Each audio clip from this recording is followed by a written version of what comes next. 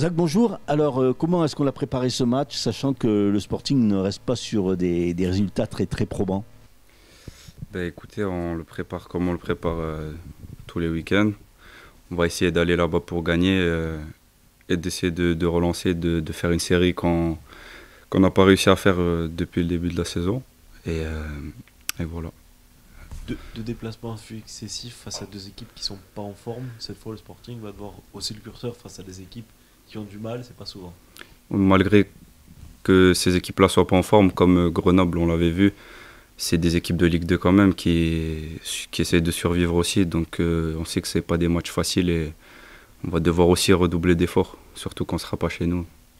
La frustration de ne pas gagner comme contre Metz, comme lors d'autres matchs où vous êtes passé près, comment vous la gérez après ce 12e nul de la saison? Mais comme le coach dit souvent, on est mal payé, mais au vu des efforts qu'on fait, et je pense que dans tous les cas, ça va tourner pour nous un moment ou un autre. Et comme chaque week-end, là, on espère que ça va le faire le week-end qui arrive.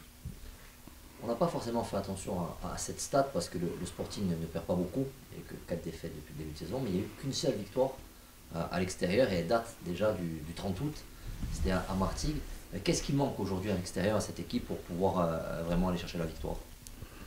Mais peut-être quand on gagne les matchs, essayer de gérer nos émotions, on va dire, peut-être, et je sais pas, de garder cette lucidité tout au long du match et pas que, par exemple, une mi-temps ou que la deuxième mi-temps.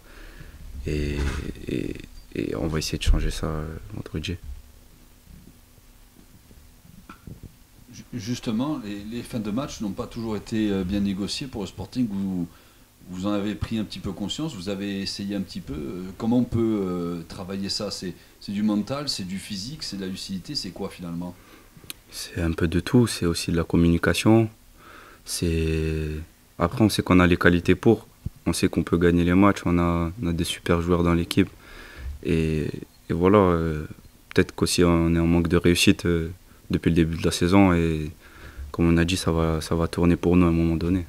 Dans le vestiaire, comment se passe l'intégration de Sébastien et Aiki qui viennent d'arriver?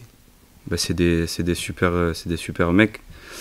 Vu que c'est un peu ma génération, je voyais cette équipe.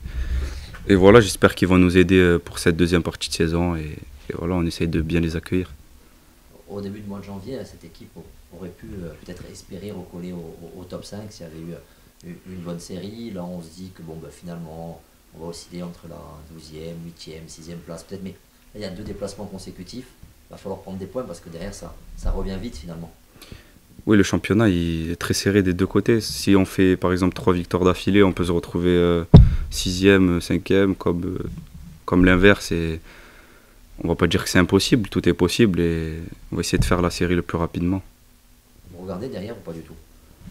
Nous, on se concentre, on regarde pas trop le classement, on se concentre plus sur notre saison et voilà.